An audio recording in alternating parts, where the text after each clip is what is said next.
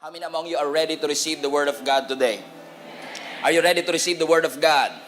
Sige po, kung kayo may notebook, labas nyo na po. Ballpen, ilabas nyo na po. And start to take note of this kasi naniniwala po kung ang salita ng Panginoong sasabihin sa atin is going to talk to us in a deeper way today. Let us receive the Word of God. Let's open up our Bibles to Psalms 137, verses 1 to 4. Psalms 137, verses 1 to 4. If you're there, say amen. Sige, antayin ko yung iba. Psalms 137, verse 1 to 4. Kung wala po kayong Bible, the scripture will be on the screen. Let's read this together. 1, 2, 3, go. By the waters of Babylon, there we sat down and wept when we remembered Zion. On the willows there, we hung up our lyres. For there our captors required us of songs, and our tormentors mirth. Pag sinabing mirth, tinawanan kami. For our tormentors mirth, saying, sing us one of the songs of Zion. Verse 4, how shall we sing the Lord's song in a foreign land? How shall we sing the Lord's song in a foreign land? Let's go back to verse 1 again. That's too good. Okay, verse 1. By the waters of Babylon, there we sat down and wept when we remembered Zion. On the willows there, we hung up our lyres, instruments. For there our captors required us of songs, and our tormentors mirth, saying, sing us one of the songs of Zion. But how shall we sing the Lord's song in a foreign land? How shall we sing the Lord's song in a foreign land? I would like to talk about on this subject, praising God in tough times. Praising God in tough times. Paano tayo magpupuri sa Panginoon in a difficult and tough situation of our lives? Praising God in tough times. Are you ready? Pwede ba ako maging honest sa inyo, mga kapatid? Madalas lang ako pangiti-ngiti, mga kapatid, pero this year has been incredibly difficult para sa akin. Leadership-wise, our church grew to the capacity that I don't have even any idea how to deal with it. Leadership-wise, we have experienced a lot of things that I don't know. There's a lot of uncertainty that I have encountered and we have encountered. And for me, 2023 has been a very difficult year. Pero kung babalikan ko ang buong taon mula January hanggang ngayong December, na-realize ko pa rin tapat pa rin ang Panginoon. Naging mabuti pa rin naman ang Panginoon sa akin. Kasi kung babalikan ko ang January, may mga pagkakataon that I don't like praising God. May mga panahon ng March that I don't feel like worshiping the Lord. May mga panahon ng April that I don't feel like raising my hands in worship. May mga panahon ng September that I don't feel like singing songs of praise to the Lord. In fact, if I would be honest with you, may mga pagkakataon nitong 2023 that I don't feel like preaching the Word of God because I myself needs an encouragement. And I know some of you are already 100% sanctified dahil sa malaking Bible na hawak ninyo at sa malaking krus na kwintas na meron kayo ngayon. Pero if truth be told, napakarami po sa atin, mga kapatid, na makakapag-testify na ang pagpupuri sa Panginoon is not always easy to do. Let me repeat. If truth be told, may mga pagkakataon ng 2023 na hindi madaling itaas ang kamay kapag sinabi ng worship leader na itaas natin ang ating mga kamay. May mga pagkakataon ng 2023 that even coming to church is one of the most difficult thing for you to do. And I know some of you are judging me already kasi paano mo nararamdaman yan? Pastor ka, Pastor Stephen. But I've been living in this world long enough para mapatunayan that this life that I am living here has a capacity to put me in a place where hallelujah is difficult to say. May mga pagkakataon sa buhay natin na kahit ikaw ay matagal ng Christian, may pananampalataya sa ating Panginoon. Pero minsan yung thank the Lord ay napakahirap banggitin ng ating mga labi. And I know we ought to praise the Lord as a Christian. And I know that Christians should be grateful. And my faith is still intact with the Lord. But if truth be told, may mga pagkakataon sa buhay ko, nagigising ka ng umaga na hallelujah ang hindi unang salitang mababanggit ng iyong bibig.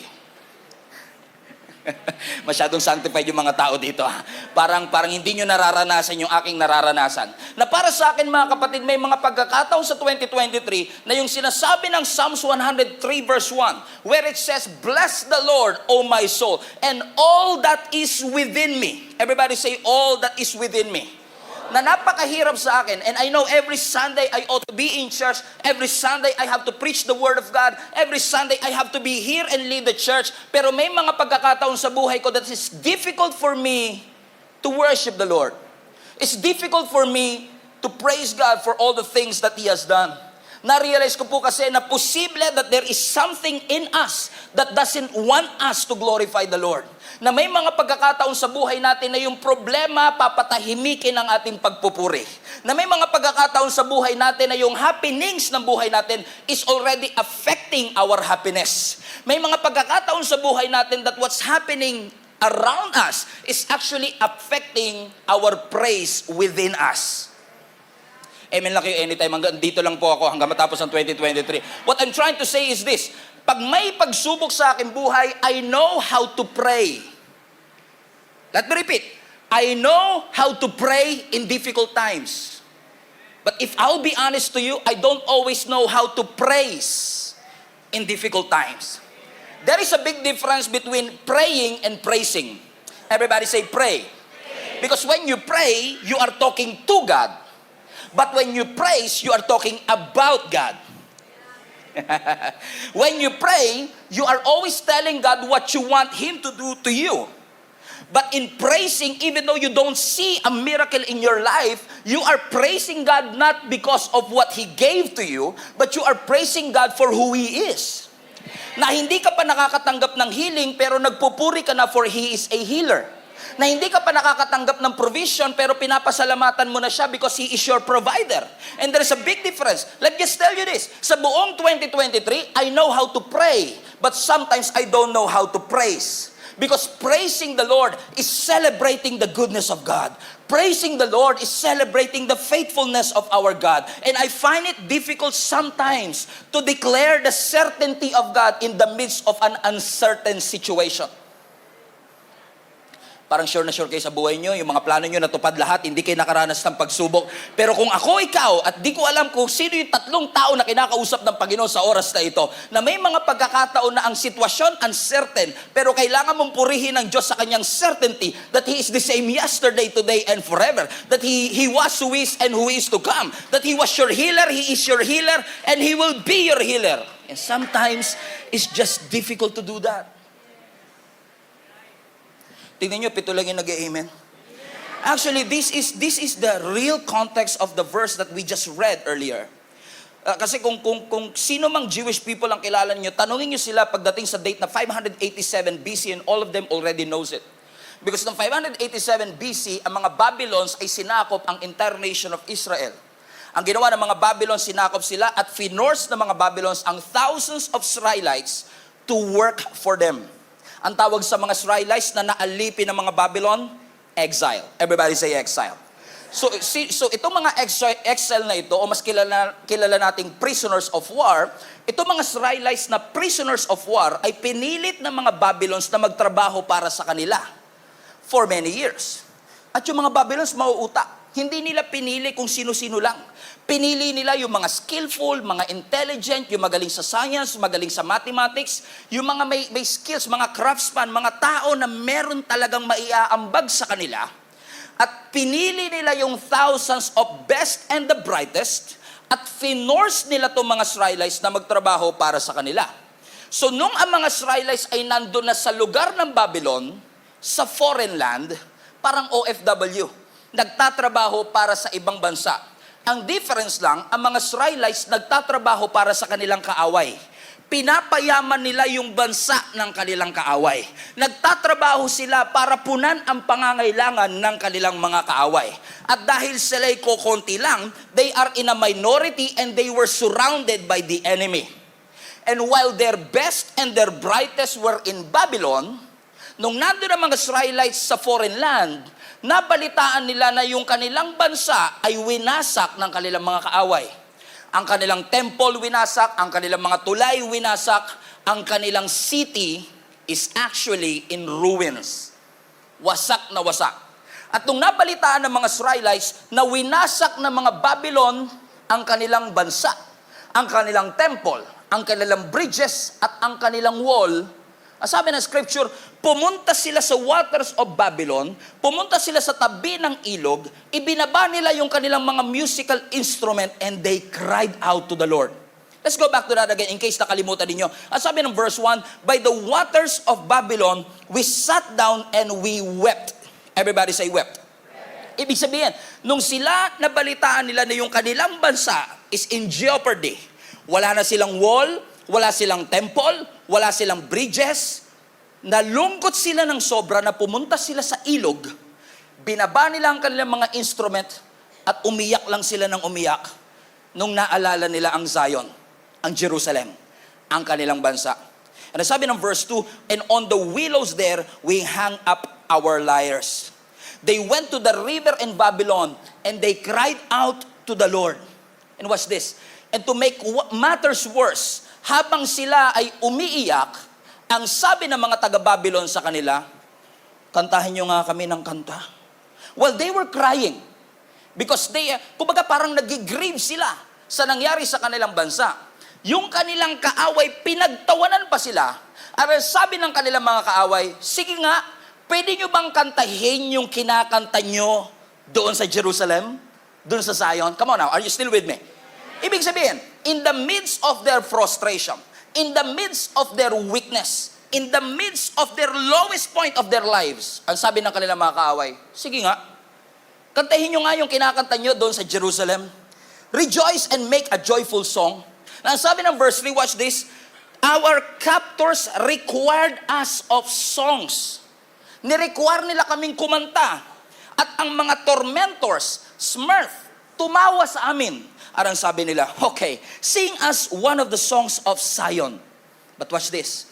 Habang ini-encourage sila ng kanilang mga kaaway na kumanta ng pagpupuri sa Diyos, ang sabi nila sa verse 4, show us on the screen, ang sabi ng verse 4, how shall we sing the Lord's song in a foreign land? Fasten your seatbelt. This is going to be deep. How can we sing the Lord's song in a foreign land? Rewind konti, para lang mag-guess ninyo. Hindi to Marian ending, no? Pero rewind tayo ng konti. Let's just look back. Okay? Inalipin sila, nung nabalitaan nilang winasak ng kanilang mga kaaway yung kanilang bansa, naiyak sila sa pagmamahal nila sa kanilang bansa, at sa gitna ng kanilang pag-iyak, ang sabi ng kanilang mga kaaway, kanta nga kayo? Sige nga, kanta nga kayo. Anong ibig mo sabihin? Paano kami aawit ng pagpupuri sa Panginoon habang kami nasa foreign land? How will you suggest us that we will rejoice when we were in captivity? What were you thinking? We are not in a place where worship is easy for us to do.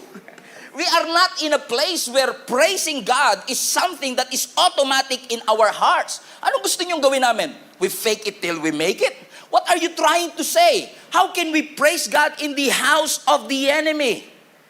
Para bagang, siguro iba sa atin sinasabi, just because Pastor Stephen said, give him a shout of praise, it doesn't mean that my heart will automatically sing songs of praise to the Lord. Hindi porke sinabi ng pastor, sigaw tayo sa Panginoon, yung sumigaw ka, totoo ang iyong pagpupuri. Hindi lahat ng sigaw natin totoo. Hindi lahat ng tawa natin totoo. There are a lot of people that is smiling on the outside but really broken on the inside. And I know it's the last day of the year, Pastor Stephen. But if truth be told, sumigaw lang ako kanina. Nagpuri ako sa Panginoon, kumanta ako, naiyak ako, pero ang totoo, I'm not willing to let go of this year. I'm still struggling.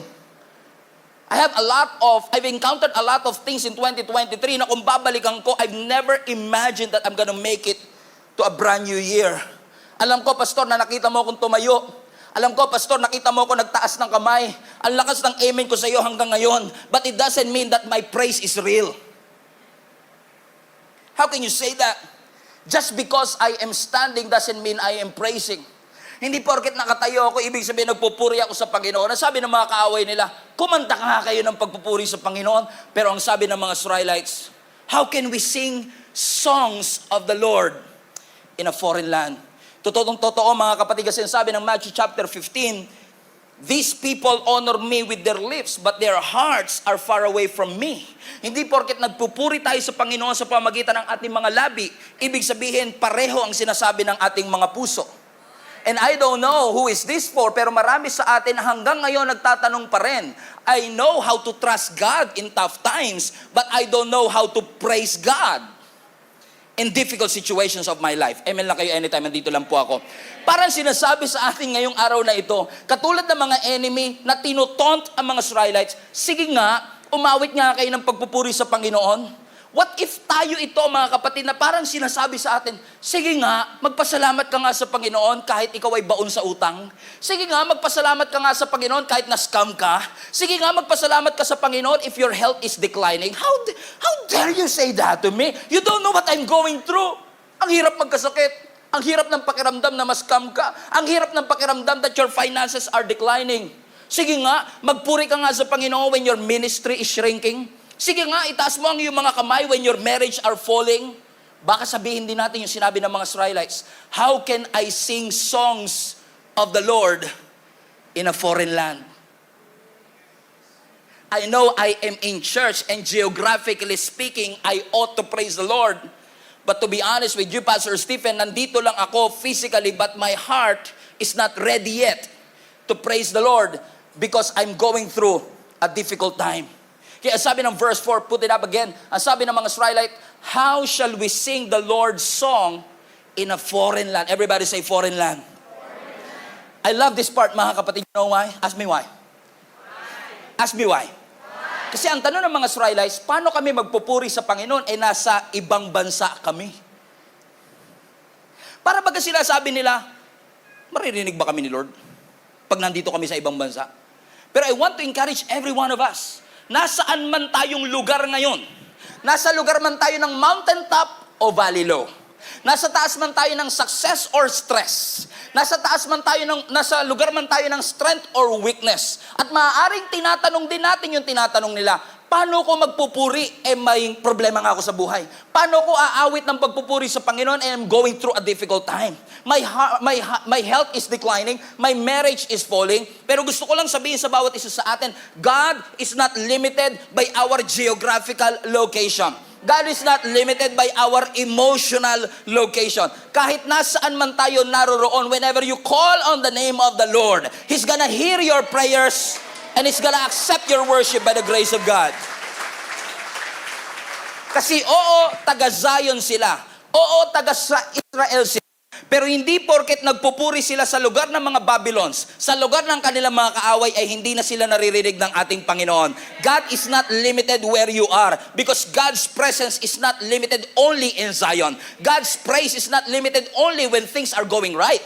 God's presence is not limited when things are going well in my life. In fact, even in a difficult moment of your life, kahit pakiramdam mo ang layo-layo mo sa Panginoon, kahit papakiramdam mo ikaw ang pinakamasamang tao sa buong mundo, whenever you call on the Lord, He is there.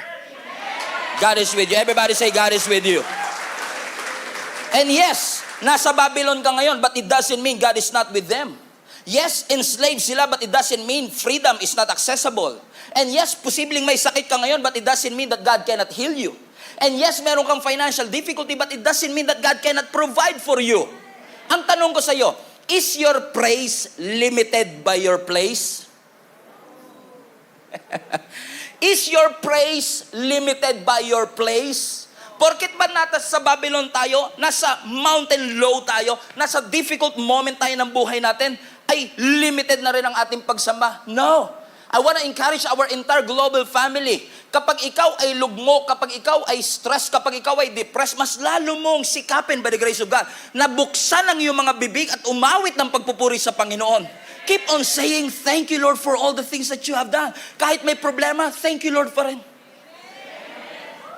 Minsan may nagtanong sa akin, Pastor, gusto ko mag-thank you kay Lord.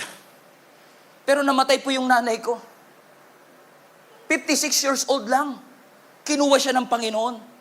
Paano ko magpupuri sa Diyos habang namatayan ako ng mahal sa buhay? At hindi ko sinasabing okay lang. Kalimutan mo at i-deny mo ang iyong nararamdaman. That's not what I'm saying. But what I'm trying to say is this, mahirap ang iyong pinagdaanan, nakakalungkot ang iyong pinagdadaanan, pero meron pa rin tayong maipagpapasalamat sa Panginoon. Bakit? Kasi pinahiram ng Lord yung nanay mo sa'yo ng 56 years.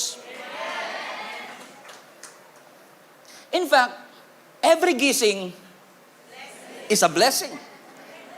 In fact, pagbukas pa lang ng mata mo, yung nakakita ka, is already enough for you to praise the Lord. And hindi natin dinidiminish ang pinagdadaanan ng bawat isa. Hindi natin minamaliit ang mga struggle na pinagdadaanan ng bawat isa. But our praise is not limited by our place. Ang sabi nga ng scripture sa Psalms 22, hindi ko na nilagay dyan. Pero kabisado na kasi ng interglobal family to, right? Ang sabi ng Psalms 22, God inhabits in the praises of His people. Ano ibig sabihin ng God inhabits in the praises of His people? Every time we praise the Lord inhabits. Ano ibig sabihin ng inhabits? Nagdudwell siya. Sumasama siya. So ibig sabihin, you can be in a hospital and still praise the Lord. You can be mourning, M-O-U-R-I-N-G. M-O-U-R-I-N-I-N-G. Baka masama na naman sa bloopers sa mga volunteers to. Okay, may bloopers kami, lahat ng mali namin, kinocompile nila. Okay, pero you could be nakatawa na sila, kasama na. Okay, you could be mourning and still praise the Lord. It doesn't matter where you are right now. When you praise the Lord is there. Ano yung nakakatuwa sa Panginoon? Ang Diyos hindi namimili kung saan siya mananahan. Tawagin mo siya kapag nasa waiting shed ka, nandun siya. Kapag ikaw ay nasa jeep, tumawag ka kay Lord, nandun siya. Kapag ikaw ay nasa kwarto, umiiyak, wala nang lumalabas na luha kasi 3 oras ka nang umiiyak, at tumawag ka sa Panginoon, He is there. Parang yung mga nasa harap lang nakaka-relate. Di yata kayo umiiyak, no? Kami lang yata mga umiiyak eh. Amen. Kasi marami sa atin tapang-tapangan. Hindi tayo tinawag ng Lord para magtapang-tapangan. Tinawag tayo ng Panginoon para maging totoo sa Kanya. Alam ko ang reputasyon mo, pinapangalagaan mo, pero pagdating sa Panginoon, pwede kang ma-expose, pwede kang maging totoo, pwede kang maging authentic and genuine and say, Lord, I need you in my life and I thank you for all the things that you have done. Kasi kung gusto ko lang kayong pasigawin, sasabihin ko na lang, ang ganda ng 2024, lahat ng pagpapala matatanggap ninyo. Yayaman kayo sa 2024. Hindi kayo magkatigan nyo, pumapalakpak na kayo. Hindi kayo magkakasakit sa 2024. Kung gusto ko lang ng sigaw ninyo, yun lang ang sasabihin ko sa inyo. But can I be honest with you? In 2024, some of you will be sick. In 2024, some of your loved ones kukuhanin ng Panginoon. In 2024, matatakot ka. In 2024, some of you will be in trouble. But you don't have to be troubled. You know why? Because even though I walk through the valley of the shadow of death, I should not be afraid because you know why? Because God is with me. In the midst of an uncertainty, in the midst of all these challenges in my life, I ought to praise the Lord. I will bless the Lord at all times, and His praise shall continually be in my mouth. Whatever circumstances that I am going to face right now, whether good or bad, I shall praise the Lord. In the highest of highs, in the lowest of lows, God's presence will always be with you. Hindi ko alam kung sinong kinakausap ng Panginoon, pero sinasabi ng Lord sa iyo, kapatid, you cannot get rid of me. Ang sinasabi ng Lord sa iyo, you cannot hide from me. You cannot run from me. You cannot limit what I can do to your life because God is able to do immeasurably above and beyond what you could think or imagine. Everybody praise the Lord right now. How many among you are ready to praise the Lord in whatever circumstances that you face? Ang pagpupuri sa Panginoon hindi lang dapat kapag emergency. Ang pagpupuri sa Panginoon hindi lang dapat kapag may problema. And I'm saying this not to condemn or judge anyone. Ang pagsisimba hindi lang dapat kapag wala kang maipambayad. Kasi lahat tayo guilty. Minsan tatawag lang tayo kay Lord pag may pangangailangan tayo. Hindi ko kayo kinokondemn, ganun din ako eh. Napansin nyo ba, pag may problema ka, mas malakas yung tawag mo kay Lord? Pag punong-puno ka ng blessing, thank you, Lord. Napakabuti mo sa buhay ko. Thank you, Jesus. Pero pag may problema ka, Lord, ba't niya ako iniwan? Napansin nyo? Kaya minsan, salamat na lang talaga kay Lord. Pinapadaan niya tayo sa pagsubok eh. Kasi dumaan ka man sa pagsubok, you may bend, but it doesn't mean you're going to break. Inalaw ng Lord na dumaan tayo sa mga pagsubok, not to break us, but to make us flexible. He's doing something in your life. He's teaching us something. God has a purpose for everything. So whatever circumstances that you are facing, malungkot ka man, nasa ospital ka man, ikaw man ay may problema financially, ikaw man ay may problema sa iyong marriage, keep on praising the Lord. Hindi lang kapag Sunday, araw-araw pwede kang tumawag sa Panginoon. Kasi nga, God inhabits the praises of His people. Ibig sabihin, anumang araw, tumawag ka kay Lord, nandun siya. Anumang araw, magpuri ka sa Panginoon, nandun ang ating, everybody say, araw-araw magpupuri. Kasi araw-araw ako may problema, kaya araw-araw din ako magpupuri. If there is an everyday problem, I should have an everyday praise. Amen? Kasi kung pahirap ng buhay, palakas ng palakas ang pagpupuri ko sa ating Panginoon, hindi ako magpapatalo sa aking hiya. Because if truth be told, mga kapatid, marami sa atin, hindi na dapat tayo nakalagpas ng 2023. Pero this 2024, I will not allow my circumstance to control my praise. I will hold on to the truth of His Word. The truth of the Word of God. If God said it, it is true. Let me repeat. If God said it, it is true. Kapag sinabi ng Panginoon, totoo yan. Sinabi ba ng Panginoon, enter His gates with thanksgiving and come into His courts with praise? Sinabi ba ng Scripture that the Lord is great and greatly to be praised? Sinabi na ba ng Bible, mga kapatid, come on na, huwag niyo akong pansinin, okay lang. Sinabi ba ng Bible that give thanks to the Lord for He is good and His mercy endureth forever? If God said it, it's true. Everybody said it with an accent, it's true. Kapag sinabi ng Panginoon, ito ay totoo. Ano ang sabi ng Panginoon? Rejoice in the Lord always. And again I say, rejoice. Is it true? It is true. Serve the Lord with gladness. Come before Him with songs of praise. It's true. We're gonna follow what He said. Because sabi rin ng Scripture, God is enthroned in the praises of His people. Every time we worship the Lord, every time we praise God, let me just say this to you. How many among you are actually praising your wife? Kala nyo trick question? That's not a trick question. We should do. Sabihin na, alam mo si Jenny, yung asawa ko, lagi niyang gustong-gustong sinasabihan ko siya maganda. Ayun, minsan pagpapunta na kami ng church, tapos, alam mo yung passenger princess ko, di ba? Okay, si Jenny, na pasahero ko, magulat na lang ako minsan, habang nagdadrive ako, nakatingin lang siyang ganun sa akin. Kami mga lalaki naman, ang daming tumatakbo sa isip natin, ano kayang ibig sabihin ng tingin na yon? Ano yung gusto niya ipahiwatig? Ba't ganun yung tingin niya? Nakatingin lang siya ng ganun for how many minutes? And then I will figure out, gusto niya sabihin ko sa kanya maganda siya ngayon. Kasi sa isip-isip ko, alam ko namang maganda siya lagi.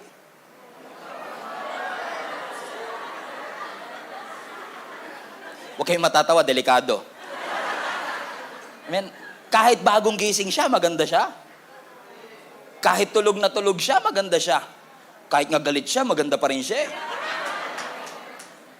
Pero kahit na alam kong maganda siya, kahit convinced akong maganda siya, I have to say it pa rin for her to hear it. Because gratitude and praise is not silent. May kilala ba kayong nagte-thank you daw pero hindi sinasabi? Alam niya na yun, hindi na ako magte-thank you sa kanya. Alam niyo yung gano'n? Kasi minsan nakasanayan natin, lalo tayong mga Pilipino, ang hirap nating tumanggap ng compliment. Di ba? Pag sinabi, ang ganda mo ngayon, actually puyat pa ako niyan partida pa yan Di ba? Ang hirap natin tumanggap ng compliment. Hindi tayo marunong magsabing thank you. Nakikringe tayo kasi pakiramdam natin, baka isipin niya, mayabang ako, baka isipin niya, come on now, sino sa inyo? Di ba? Kaya minsan sa gratitude natin, tahimik din tayo. Alam niya na yan. But you know what? I have to teach you something. Are you thankful to the Lord? Yes. Don't be silent about it. If you're thankful to the Lord, say it. Lord, thank you. If you're thankful for your wife, say it. Thank you. Magpasalamat tayo because if we are really grateful for that, we should not be silent about it. After all, gratitude is an attitude. You have to develop that attitude in your heart that whatever circumstances that I face, I'm going to thank the Lord.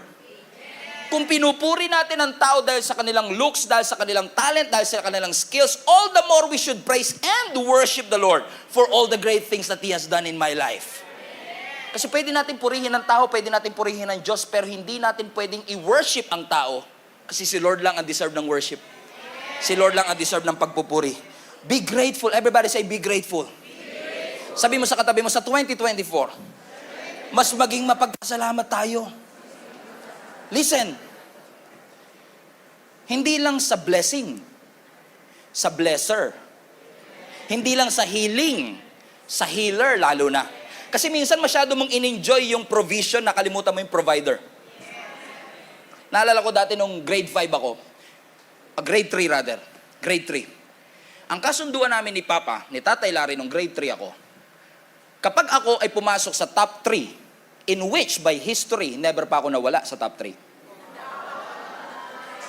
Long time na yon. Sabi niya sa akin, bibilan niya ako ng bag na digulong. At kung kayo ay millennial, alam niyo kung gaano ka mahiwaga at nakakataas ng confidence at meron kang bragging rights kapag ikaw ay may bag na digulong. Habang ang lahat ni-require na mag-bag na transparent, naabutan niyo pa ba yun sa Maynila? Transparent. Amen? At kung ikaw ay may bag na digulong, aba, ibalakad mo niyan.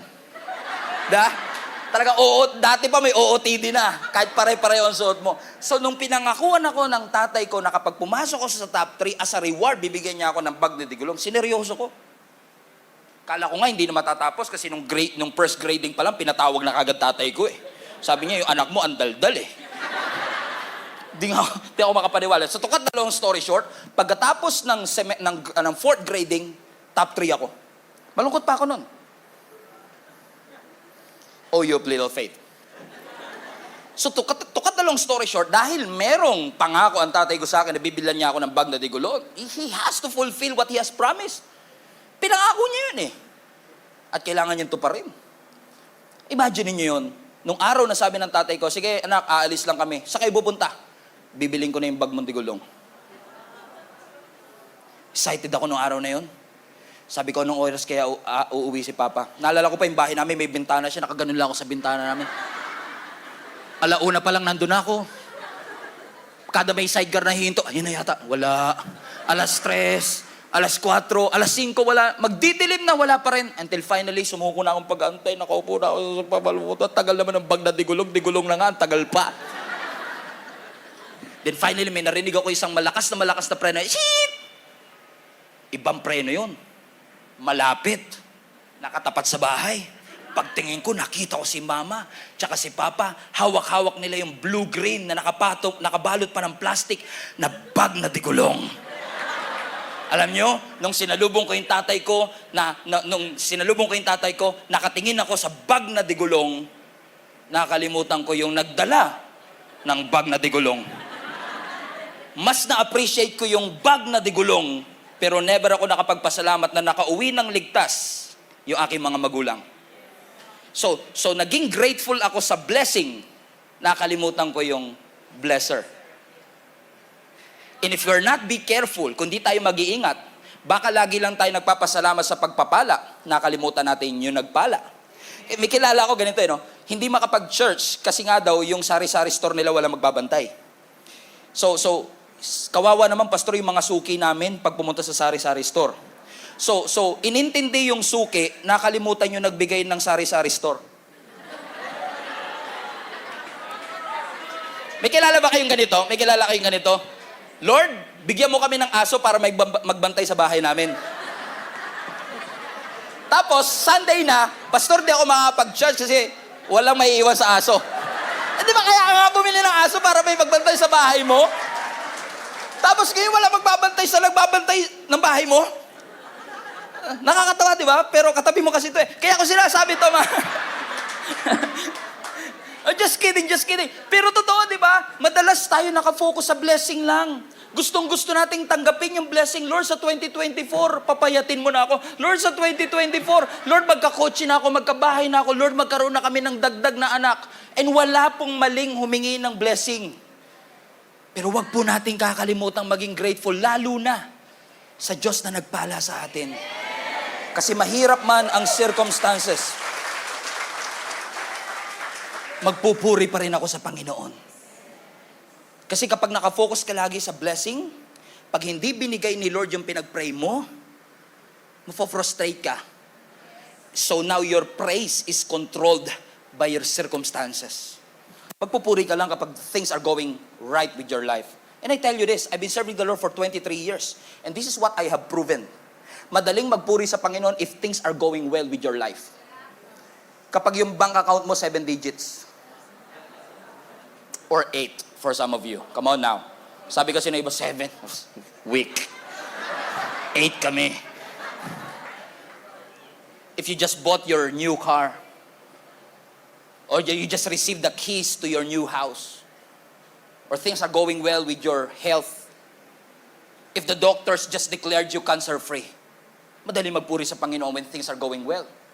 But the real challenge of faith is praising God even when things are difficult. Napansin niyo ba that even though you're doing the right thing, it doesn't guarantee that you will experience good things. Hindi po rin gumagawa ka ng tama, mabuti mangyayari sa'yo. I've known a lot of people, they are doing the right thing and still experiencing difficult moments of their lives. Spiritual but depressed. Very near to the Lord. They have a relationship with God but they are struggling financially. They have a relationship with the Lord but they are struggling with their health. Your faith in the Lord doesn't guarantee, yung pananampalataya natin at paglapit natin sa Panginoon doesn't guarantee na lahat ng bagay sa buhay natin ay magiging okay. Hindi sa lahat ng panahon ang araw nakatirik sa atin. May mga panahon na dadaan tayo sa storms of our lives, but the real challenge is this: do you have a preconceived decision right now na hindi ko alam ang mangyayari sa akin sa 2023, but whatever comes my way, I will praise the Lord at all times, and His praise shall continually be in my mouth. Let everything that has breath praise the Lord. Let the redeemed of the Lord say so. What is that? That the Lord is good and His mercy endureth forever. Naalala ko si Paul as I close, si Apostle Paul and si Silas one time, they're just doing the right thing. Ginawa nila yung pinapagawa ng Panginoon. They keep on sharing the gospel. They have become a pastors of church. And all of a sudden, dahil sa kanilang pagpipreach ng gospel, watch this, merong isang babae na possessed ng demonic spirit na namamalimos sa kanila. Na sa sobrang tindi ng milagro ng Diyos sa buhay ni Paul and Silas, nung pinag-pray nila yung babae, gumaling. Yung pala, itong babaeng ito, member ng sindikato. May mga syndicate pala na namamahala sa kanyang panlilimos, na nung gumaling na siya, dahil gumaling na siya, huminto na siya sa panlilimos, na wala nang kita yung sindikato. Naggalit ngayon to. True story to ha, hindi to 2022. True story na sa Bible talaga to. Sa Acts chapter 15. Kaya sabi na scripture, itong babaeng ito, dahil nawala na ng kita, nagalit yung mga sindikatong humahawak sa kanya, dinimanda nila ngayon si Paul and Silas. At dahil malakas ang ebidensya na gumaling talaga yung babaeng ito, ang sabi na scripture, ipinakulong ngayon si Paul and Silas. Watch this. They are doing the right thing, but they are experiencing the worst of their lives. They are doing the right thing, but they were punished severely. Have you ever experienced that way sometimes? Kung kailan ka nagsimba, tsaka ka nawalan ng negosyo? Come on now. Kung kailan ka nagsabi, Lord, sa'yo na ang buhay ko, dati wala kang problema eh. Pero sabi mo, ang ganda ng karir ko, ang ganda ng buhay ko, ang daming project, ang daming mga, uy, grabe, ang dami namin negosyo. Lord, papunta nga ako sa church, magpapasalamat ako sa Panginoon.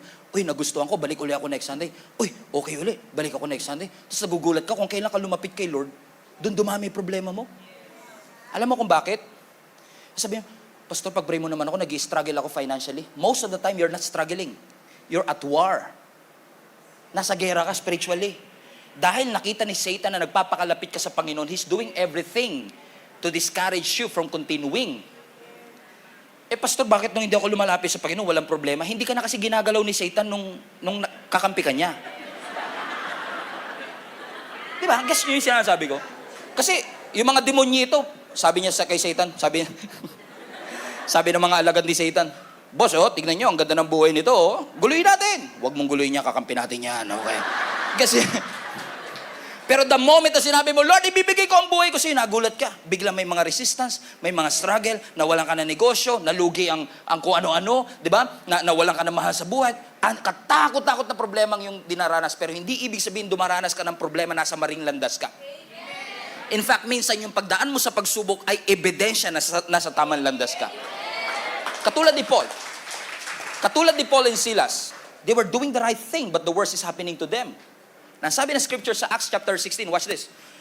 About midnight, verse 25 please. About midnight, everybody say midnight. How many among you are excited for the midnight?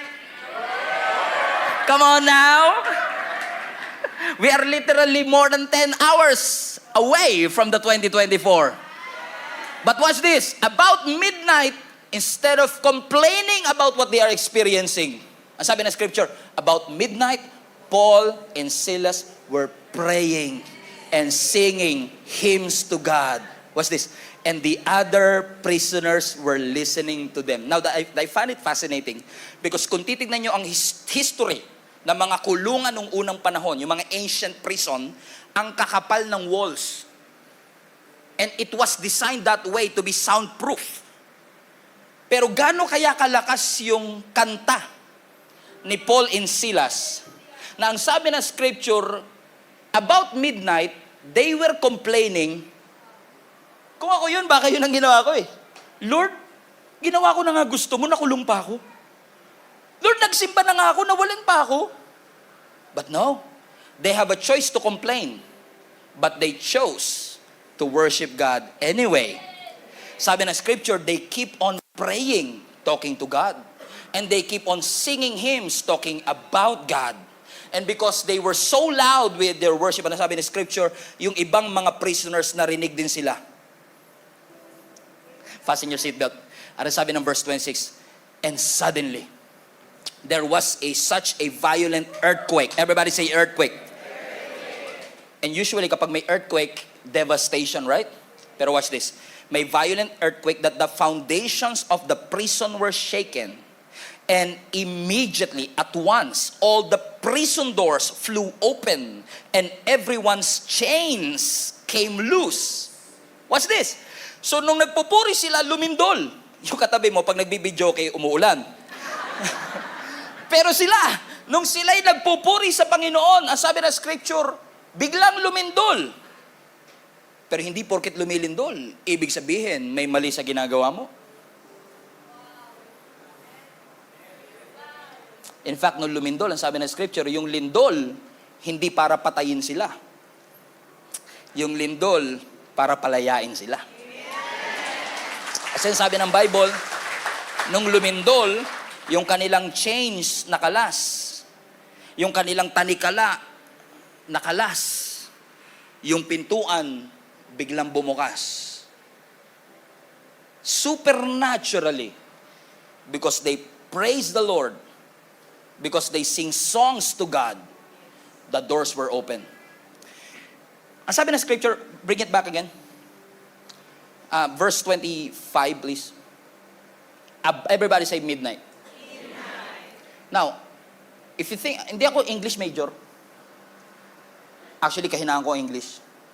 Pero tignan niyo yung verse 25, about midnight. Pero hindi sinabing nag-start sila nung midnight.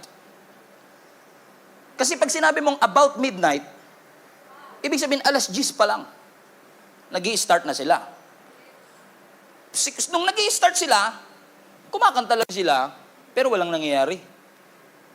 Pero magpapatuloy ka pa rin ba na kumanta at magpuri kahit hindi mo nakikita yung sagot sa iyong... Kasi baka mamaya sumuko ka, 11:30 na. Tapos yung miracle pala darating ng... Sino sa inyo yung bago mag-shift ng taon, nag-gather kayo sa family, nagpe-pray kayo, nagpupuri. That's our tradition as a family. Before the year separates rather. Tayo nyo, ang hina sa English talaga. Before the year separates, di ba? Nagpupuri kami, na to the point na minsan, nag-start yung tatay ko 11:30, kaya mamaya encourage ko siya, alas 9 pala mag-start na kami. Kasi minsan, 11:30 kami mag-start, inaabot na kami ng ang lakas na ng putukan. Ano yung pinagpe-pray mo? Hindi na kita marinig, ang lakas. Okay? Na about midnight, dahil sa lakas na yung kanilang pagpupuri, sabi ng scripture, the doors were open. They are praising the Lord loud enough for all the prisoners could hear. At dahil sila'y hindi huminto ng pagpupuri, mula nung bago magsimula ang midnight, hanggang dumating yung midnight, ang sabi ng scripture, hindi lang sila yung pinalaya, kundi lahat ng mga nakakulong na kasama nila, pinalaya din. Ang tanong ko mga kapatid, sino kaya sa atin Hanggang ngayon, nahihiya pa rin buksan ang ating mga bibig kasi baka marinig ng katabi ko. Kasi kung nahihiya tayo magpuri ngayon, tignan mo sila sa sobrang lakas ng pagpupuri nila, narinig ng mga katabi nilang prisoner. Hindi nga natin alam kung paano kaya nagsimula yun. Imagine niyo, 9:00 na ng gabi. Bored na ako, Brad. Kanina pa tayo nakakulong dito. Anong gagawin natin? Well, Paul, dalawa lang choice natin. Pwede tayong mag-complain, pwede rin tayong magpuri. Di ba sabi ko sa inyo sa Ephesians chapter 4 verse 4, si Paul to, siya nagsulat dun eh. Di ba sabi ko sa inyo sa Ephesians chapter 4, rejoice in the Lord always, and again I say rejoice. Paano tayo magre-rejoice? Nakakulong nga tayo. Nakalimutan mo ba yung sinabi ni Pastor Stephen? Rejoice is a choice. Okay, sige, mag-rejoice tayo, magpuri tayo. Paano natin sisimulan? Sige, kakanta tayo. Sintonado ko ikaw na mauna. Sige. All my life, you have been faithful. And all my life, you have been so... Sabi ni Paul, maganda yan. Sige, tuloy natin. And every breath that I am able, oh, I will sing of the goodness of God. Sabi ng isang nakakulong, pre, ano lyrics yan? Pa-USB nga, GC mo. Gusto ko sumabay. I love you, Lord, for your mercy never fails me. And all my days, I've been held in your hand. From the moment that I wake up, from the moment that I wake up, come on now, until I lay my hand, oh, I will sing of the goodness of God. Everybody now, all my life, and all my life, you have been faithful. All my life, and all my life, you have been so good. With every breath that I am able, oh, I will sing of the goodness. Wait! Narinig mo ba yun? Lumilindol, pre! Sintonado ka yata! No, pre! Nakita mo yung kulungan? Nagbubukas yung pinto. Now the doors were open. Ang sabi ng scripture, they were delivered. And they were free. Hindi ko alam kung anong klaseng pagpupuri yung ginawa nila nung midnight na yon. Pero ang sabi ng scripture, matindi siguro that they made God move the earth, literally. And the foundations of the earth were shaken. And because they praised the Lord, their praise broke the chains. They praise set them free. God heard them. Narinig sila ng Panginoon sa kanilang pagpupuri sa Diyos. I don't know who is this for, pero sinasabi ng Panginoon sa atin, nahihiya ka pa rin bang magpuri sa Panginoon? Kaya minsan hindi mo maintindihan yung katabi mo kanina. Kumakanta sila. Sukdo lang biyaya mo. Nag-i-intro pa lang, umiiyak na siya. Hindi mo siya maiintindihan kasi hindi mo dinaanan yung dinaanan niya. Kasi kung dinaanan mo yung hirap na pinagdaanan niya noong 2023, mas maiintindihan mo kung bakit ganyan siya kalakas magpuri, kung bakit ganyan siya kalakas sumigaw, kung bakit hindi mo siya mapipigilan na umawit ng papuri sa ating Panginoon sa lahat ng bagay na ginawa ng Diyos sa ating buhay. He's good! So, I want you to look back. Everybody say, look back. Look back. Tingin kayo sa likod nyo. Look back. Look back. Look back. Kapag minsan nahihirapan ka magpupuri kasi takot ka sa future, hindi maganda ang present, I want to encourage you to look back. Tingnan mo nangyari sa iyo noong January. Buti na lang may Facebook memories. Tingnan mo yung itsura mo 5 years ago. Tingnan mo yung naging girlfriend mo 7 years ago. And you will say, Lord, thank you. Iniwas mo ko sa kanya. Lord, thank you. Napakasalamat ko ang pinakamagandang babae sa balat ng lupa. Everybody say, look back! Come on, everybody say, look back! Sige, tingin tayo sa likod, tingin tayo sa likod, tingin tayo sa likod. Ang sabi ng Psalms 137, verse 4, how can I sing songs of praise in a foreign land?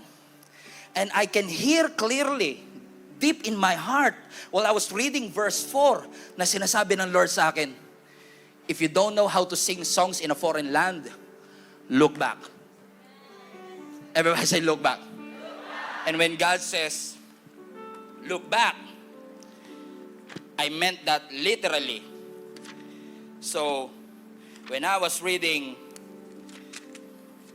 Psalms 137, by the waters of Babylon, there we sat down and wept, and when remembered Zion, and on the willows there we had, sabi ng Lord, look back. Okay, look back. 137, turn back to 136. Kasi sino sa inyo naniniwala bago 137, 136 muna? Come on now. So I started to look at Psalms 136, verse 1. And watch this. Look up the screen. Psalms 136, verse 1. Give thanks to the Lord, for He is good, and His faithful love endures forever. Come on now, give Him praise. Give Him praise. Look back. Give thanks. Worship the Lord with gladness. He's good. Everybody stand to your feet. Raise up your hands. Worship the Lord. Hallelujah. Woo! Give Him praise. Give Him praise. Give Him praise. Worship the Lord right where you are. All my life. And all my life you have been faithful. And all my life you have been so good. With every voice, with every breath. With every breath that I have made, I will sing. I will sing of the goodness of God. One more time, all my life. All my life you have been faithful. All my life you have been so good. Every breath, with every breath that I am able, oh, I will sing of the goodness of God. I love you, Lord, for your mercy. For your mercy never fails me. Sing it like you mean it, church. In all my days, I've been held in your hand. Morning that I wake up until I lay my head, I will sing of the goodness of God. I love your voice. I love your voice. You have led me. You have led me to the fire and the darkest night. You are close like no other. I know you as a father. I know you as a friend. When come on, give Him praise. With your hands raised, voice raised, everybody right now. All my life. And all my life you have been faithful. And all my life you have been so good. With every breath that I am able, oh, I will sing. One more time, all my life, all my life. And all my life you have been faithful. And all my life you have been so good. With every breath that I am able, with your own voice, worship the Lord right now. Hallelujah. With your own voice.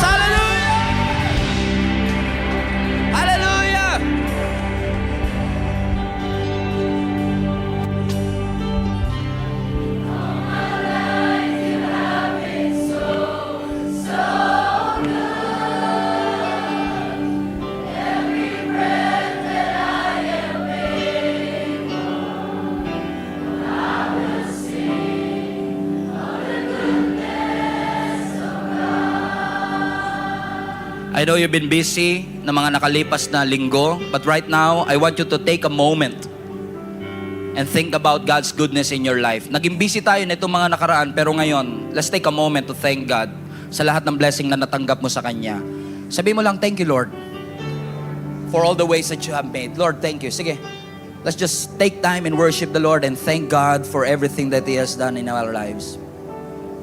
Thank you, Jesus. Hallelujah. Lord Jesus, we thank you for this wonderful, wonderful moment and opportunity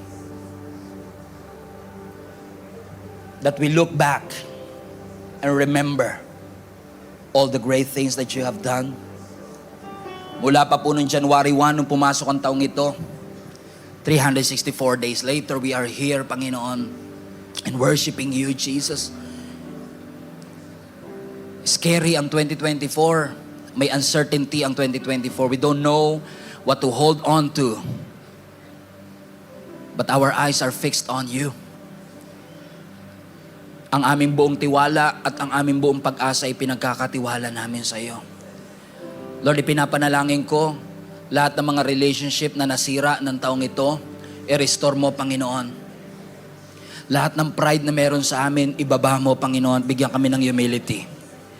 Lahat ng mga nawala sa amin, Panginoon, at ninakaw ng kaaway sa amin, finances, projects, trabaho, promotion, whatever it is na nilakaw, Panginoon, sa amin na dapat para sa amin, Lord, i-restore mo.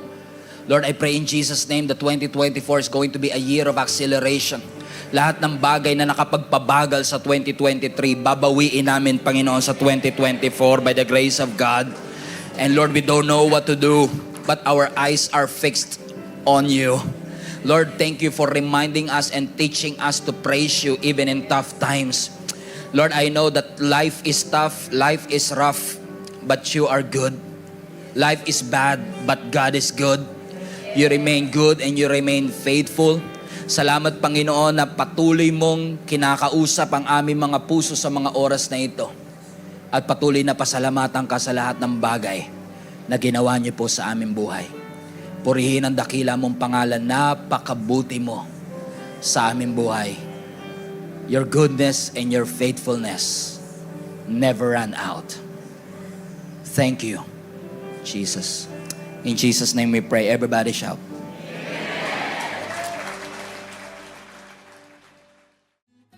Hello Global Family, you made it this far. Once again, marami pong salamat for tuning in, and I pray na yung salita pong ating napakinggan ay makapagbigay po ng conviction at malalim na revelation sa inyong puso upang mai-apply po natin sa ating buhay so that transformation will happen in our life. If this ministry have been a blessing into your life, I want to encourage you to share this video to some people that you know na maaaring nangangailangan din katulad mo ng mensaheng ito.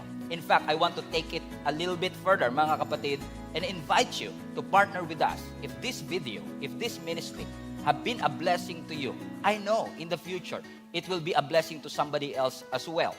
That's why if you want to partner with us financially, para maipagpatuloy po natin ang ginagawa ng Panginoon through Gia Kamanaba, inihikayat ko po kayo to partner with us. Pumunta lang po kayo sa aming website, gia7b.com/give. At lahat po ng mga ways that you can support, ways that you could give para po sa ministering ito ay makikita po ninyo doon. You can give through GCash, debit card, credit card, bank remittances, at maging mga bank transfer. So, ano pang inaantay ninyo? Support the ministry, mga kapatid, para mas marami pa tayong maabot at mapuno po talaga natin ang langit. In fact, I want to take this opportunity as well. If you have been watching the video for quite some time, wala po kayong church na kinakabilangan and you want to deepen your relationship with the Lord, I want to encourage you to join our link-up groups. Ginagawa po namin yan in person or online. If this is impossible para po sa inyo na makapunta dito sa amin physically or in person, we have an online link-up group na ginagawa po namin sa iba't ibang dako ng mundo. If you want to be part of the link-up groups, ito po ay small groups na aming ginagawa kung saan ang bawat isa sa atin ay nagpapalakasan para ihatid tayo sa spiritual growth. Kung nais po ninyong makasama rito, all you have to do is go to our website, gia7b.com/linkup. Ilagay nyo lang po kung saang location kayo naroroon. And I'm sure na meron po mga link-up groups na nababagay po at suwak po sa time zone ninyo kung nasaan man po kayo naroroon. Once again, marami pong salamat for reaching this far at naabot niyo po ang part ng video na ito. And I hope sa mga susunod pang video, mapagpala pa tayo ng lubos ng ating Panginoon. Keep spreading the word of God. Punuin natin ang langit and let us fight for our family.